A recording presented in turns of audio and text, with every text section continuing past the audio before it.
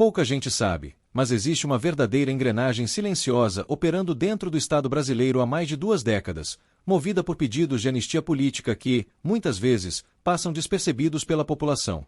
Desde 2001, mais de 80 mil brasileiros procuraram o governo alegando terem sido perseguidos por razões políticas entre os anos de 1946 e 1988. Alegações que, em muitos casos, não são acompanhadas de provas sólidas. Só que por trás desses pedidos, há muito mais do que reivindicações legítimas. Existe uma estrutura que movimenta indenizações milionárias, cargos readmitidos, diplomas emitidos e benefícios vitalícios, quase sempre sustentados com o dinheiro do contribuinte. E o mais curioso é que o maior número de pedidos surgiu justamente em 2003, primeiro ano do governo Lula, com salto para 22.919 requerimentos, muito acima da média histórica. O que aconteceu nesse ano? Por que a Comissão de Anistia viu seus processos explodirem justo no início do governo petista? Essas perguntas incomodam porque revelam uma engrenagem que parece funcionar conforme os interesses do poder.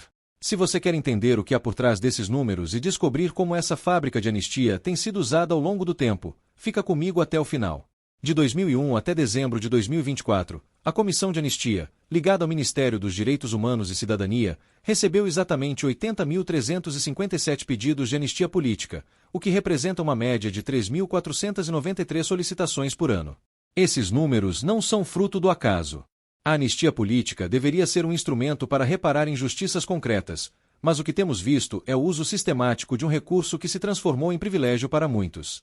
Os pedidos se referem a episódios de suposta perseguição política, tortura, exílio e cassação, mas também a casos onde a comprovação desses fatos é extremamente difícil ou inexistente. E mesmo com exigência de documentação, milhares de pedidos são deferidos. Até o fim de 2024, 39.984 foram aceitos, contra 31.669 indeferidos. Mas atenção, esses indeferimentos nem sempre são o fim do processo. Ainda restam 2.393 pedidos pendentes e 5.336 arquivados, muitos dos quais podem ser reabertos com novos documentos. A lógica parece simples: se não colar de primeira, tenta-se de novo com outra versão. Entre os casos emblemáticos que ainda aguardam decisão está o da família do jornalista Vladimir Herzog, cuja esposa Clarice Herzog teve anistia concedida em 2023. Os filhos seguem aguardando o desfecho. Isso mesmo. Mais de 4 décadas depois dos fatos, o caso ainda movimenta recursos públicos e decisões dentro da comissão. E não para por aí. Quando falamos de benefícios, falamos de muito dinheiro público envolvido. Um anistiado pode receber uma indenização vitalícia de R$ 2.000 por mês ou optar por uma prestação única de até R$ 100.000. Isso sem contar os efeitos colaterais, reintegração ao cargo, validação de diplomas, direitos retroativos. São direitos pesados, pagos com os impostos de brasileiros que muitas vezes nunca tiveram sequer estabilidade de emprego. E os números deixam ainda mais claro quem está por trás da maioria desses pedidos. Vereadores, 32%, membros das Forças Armadas, 31%, e ex-membros de empresas públicas, 10%. Já entre os anistiados que efetivamente receberam benefícios, os vereadores disparam para 55%, seguidos por militares e servidores de estatais.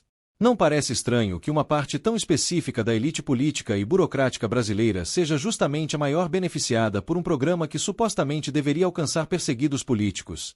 A discrepância se torna ainda mais gritante quando comparamos os governos. Em 2001, com a criação da comissão, houve uma demanda considerável. Mas o ápice veio justamente entre 2002 e 2004, durante o início do governo Lula. Depois disso, os números vão diminuindo gradativamente, até chegar a apenas 122 pedidos em 2022, sob o governo Bolsonaro. Em 2023, com a volta da esquerda ao poder, os pedidos sobem novamente, alcançando 332, e em 2024, saltam para 721. Isso não é apenas uma coincidência, é um padrão. Quando a esquerda está no poder, os números de anistia disparam. Quando a direita assume, os pedidos diminuem. Isso nos leva à reflexão. Será que a Comissão de Anistia tem sido usada como instrumento político-ideológico para beneficiar aliados e manter viva a narrativa da perseguição? Uma narrativa que alimenta discursos e ainda rende lucros. Hoje, a discussão está mais viva do que nunca.